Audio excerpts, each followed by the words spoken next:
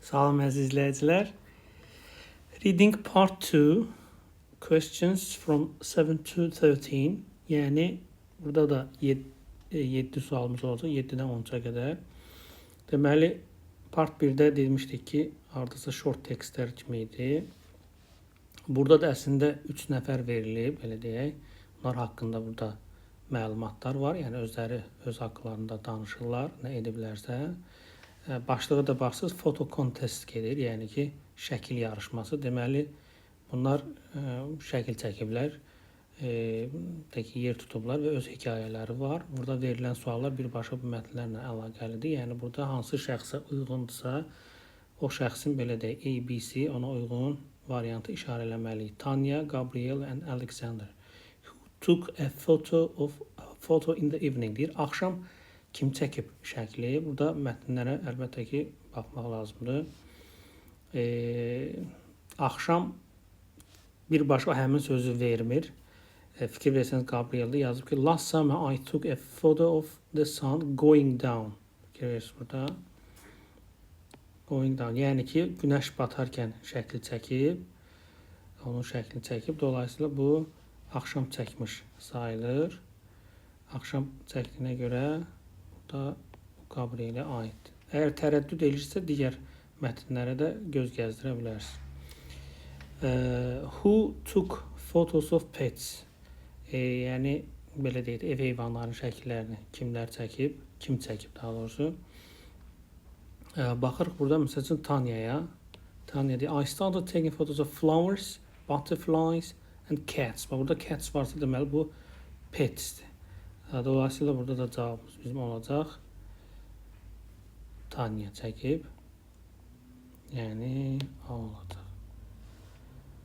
Keçirik növbətiyə. Sualımız nədir? Who took a photo in the rain? Who took a photo in the rain? Yəni, yağışda kim şəkil çəkib? İndi ona baxırıq. Burada yağış sözünü birbaşa verməyəcək, amma Alexandra baxırıq, deyir ki, I took off a spider web on a wet day. Fikiriz burada. Deyir ki, mən çəkmişəm yağışlı gündə, yəni ki, wet day həm də onun sinonimi kimi gedir. Dolayısıyla burada Alexander bizim olacaq nə? Doğru cavabımız. Alexander C. Növbəti sualımızda deyir ki, who didn't use a camera to take a photo? Şəkil çəkmək üçün kameradan kim istifadə etməyib? Deməli, ikisi edib, biri etməyib mənasındadır bu. Bax, burada Tanya'ya fikir verir. Bu, deməli, kameradan istifadə edib. Gabriel'ə baxırıq, deyir, my mobile. Deməli, bu, mobil telefondan istifadə edib. Alexandra baxırıq, bu da kameradan istifadə edib.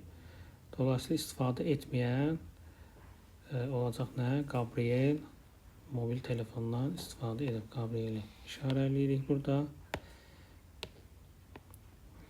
Who won the first prize? Yəni ilk mükafatı qazanan kim oldu? Deməli, burada birinci qazanan var, ikinci qazanan var və ya qazanmayan var. İndi biz ona diqqət edəcəyik. Baxırıq. Tanya deyir, axırda nə deyir? I found out my photo was chosen, seçilib ki, the best of all, yəni ən yaxşısı seçilibsə, deməli bu birinci sıradadır. Dolayısıyla Tanya bizdə cavab olacaq. Burada məsəl üçün Alexander da second prize deyir, fikir versəniz. Yəni bu ikinci seçilib. Bu isə deyir ki, yəni mən mükafat almadım, amma dedilər ki, yaxşı şəkildir. Birinci yerə çıxan deməli kim olub? Tanya olub.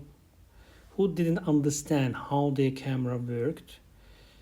Kamerasının necə işlədiyini bilməyən kim idi? İki nəfər burada onsuz da kameradan istifadə eləmişdi. Bir Tanya, bir də Alexander. Alexander zaten ona my uncle deyir, verib ona. Gave me olmalıdır. An old camera. He didn't need any more. Sonra deyir ki, I had to learn how to turn film into photo. Yəni öyrənməli idim ki, mən bunu fotoya necə çevirə bilərəm? Demək ki, bu öyrənmə mərhələsi bunun üçün keçərlidir. Alexander bizim burada doğru cavabımızdır. İşarələrində diqqət eləyək, uyğun gəlsin. Who took a photo in a different country? Fərqli bir ölkədə şəkil çəkən kim idi? Deməli, başqa bir ölkənin adı çəkilib burada. Baxırıq, Gabrieldə yazıb ki, I was on holiday in Spain. Deməli, İspaniyaya tətilə gedib və şəkilləri orada çəkib. Dolayısıyla burada da bizim cavabımız olacaq Gabriel, yəni B.